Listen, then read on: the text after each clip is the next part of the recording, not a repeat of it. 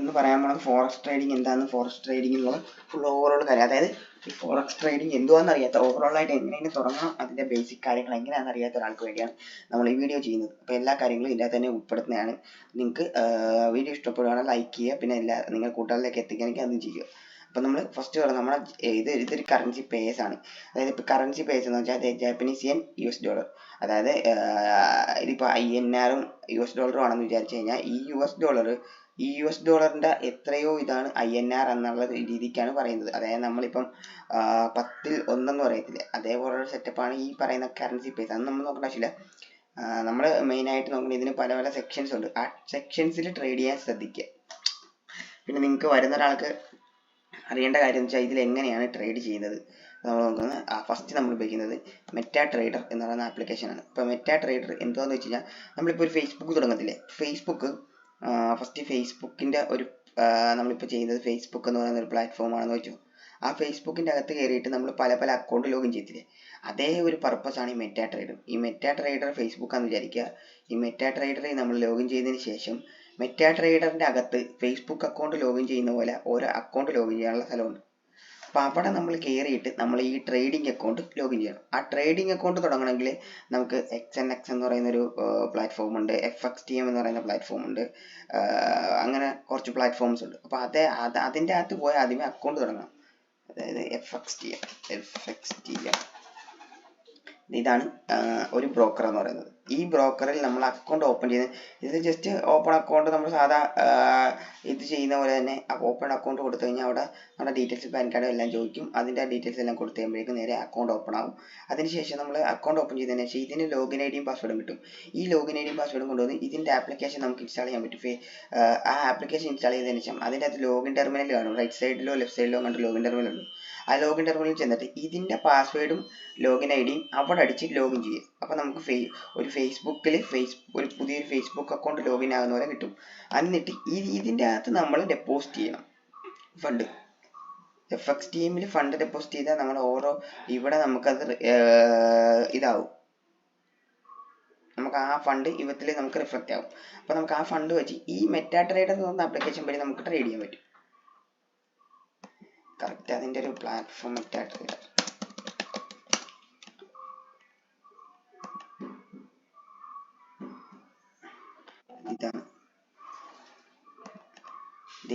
ഇതാണ് മെറ്റാ ട്രേഡറിൻ്റെ ഒരു ഇത് വരുന്നത്. ഓപ്പൺ ചെയ്യുമ്പോൾ നമുക്ക് ഇതിൻ്റെ അകത്ത് ആണ് നമുക്ക് ഇത് വരുന്നത്. അതായത് ഇതാണ് ഇതിൻ്റെ പ്ലാറ്റ്ഫോം എന്ന് പറയുന്നത് മെറ്റാ ട്രേഡറിൻ്റെ. ഇതിവിടെ കോഡ്സ് എന്ന് വെച്ചാൽ ഈ കറൻസി പേഴ്സിൻ്റെ രണ്ടാമത്തെ ഇതിനെ പറയുന്നതാണ് കോഡ് കറൻസി എന്ന് പറയുന്നത്. അതായത് USD bar JPY bar USD എന്ന് പറയുന്നത് USD കോഡ് കറൻസി എന്നാണ് നമ്മൾ പറയുന്നത്.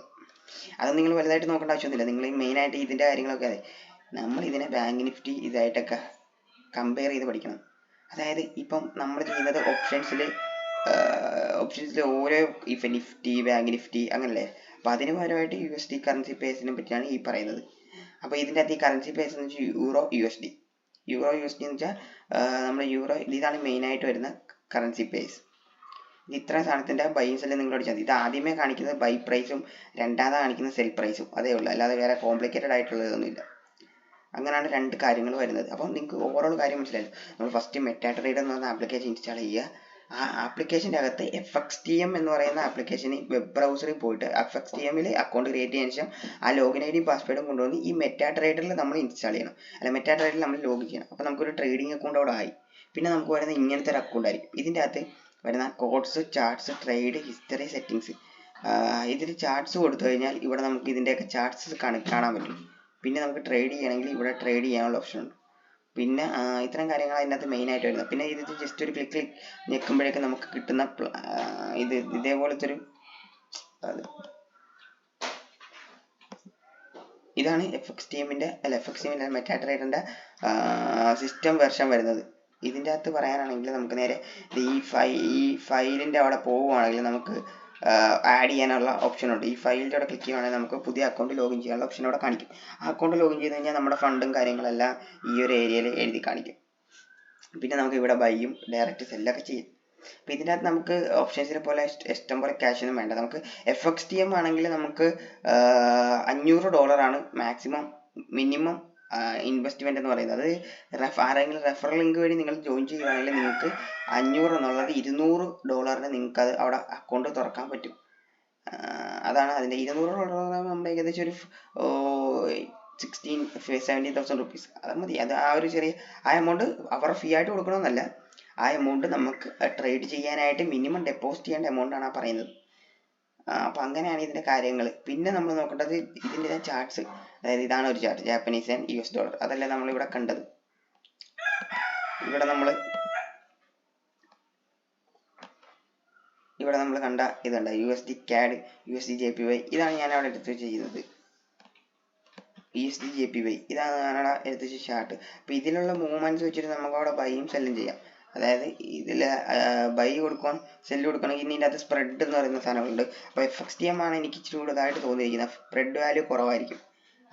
അതായത് സ്പ്രെഡ് വാല്യൂ എന്ന് പറഞ്ഞാൽ ഇപ്പം നമ്മൾ ഒരു 10 രൂപയിൽ സാധനം മേടിക്കാൻ വെക്കുന്ന സാധനം നമ്മൾ ലിമിറ്റ് പ്രൈസ് ആയിട്ട് 12 രൂപ മേടിക്കാൻ വെക്കുന്നത്. അതാണ് അതിൻ്റെ പ്രത്യേകത. കാരണം നമ്മളിവിടെ ബൈ ചെയ്യണമെങ്കിൽ ഒരു 2 പോയിന്റ് മേളിലായിരിക്കും ഇത് ബൈ ആകുന്നത്. അതാണ് സ്പ്രെഡിന്റെ ഒരു ഇതെന്ന് പറയുന്നത്. ഓവറോൾ ചെറിയ ബേസിക് ആയിട്ടുള്ള ഐഡിയ മാത്രമേ ഇതിൻ്റെ ഞാൻ ഷെയർ ചെയ്യുന്നുള്ളൂ. നിങ്ങൾക്ക് ഓവറോൾ എന്തുകൊണ്ട് ഫോറക്സ് മാർക്കറ്റ് എന്നും ഫോറക്സ് മാർക്കറ്റിന്റെ എങ്ങനെയാണ് അക്കൗണ്ട് ക്രിയേറ്റ് ചെയ്യേണ്ടതെന്നും പിന്നെ അതിനകത്ത് ട്രേഡ് ചെയ്യേണ്ട കാര്യം മനസ്സിലായല്ലോ. ഇതാണ് അക്കൗണ്ട് ക്രിയേറ്റ് ചെയ്യേണ്ട ഫേസ്ബുക്ക് പോലുള്ള ഒരു പ്ലാറ്റ്ഫോം. ഇതിൻ്റെ അകത്ത് നമ്മൾ ഇത് ലോഗിൻ ചെയ്യുക. ഈ ലോഗിൻ ഐ ഡിയും പാസ്വേഡും കൊണ്ട് ഇടുക. അന്നപ്പോഴേക്കും നമുക്ക് ഇതുപോലത്തെ ഒരു പ്ലാറ്റ്ഫോം കിട്ടും. ഇതുപോലത്തെ ഒരു ഇന്റർഫേസ് കിട്ടും. ആ ഇന്റർഫേസിലാണ് നമ്മൾ ബൈ സെല്ലും ചെയ്യുന്നത്.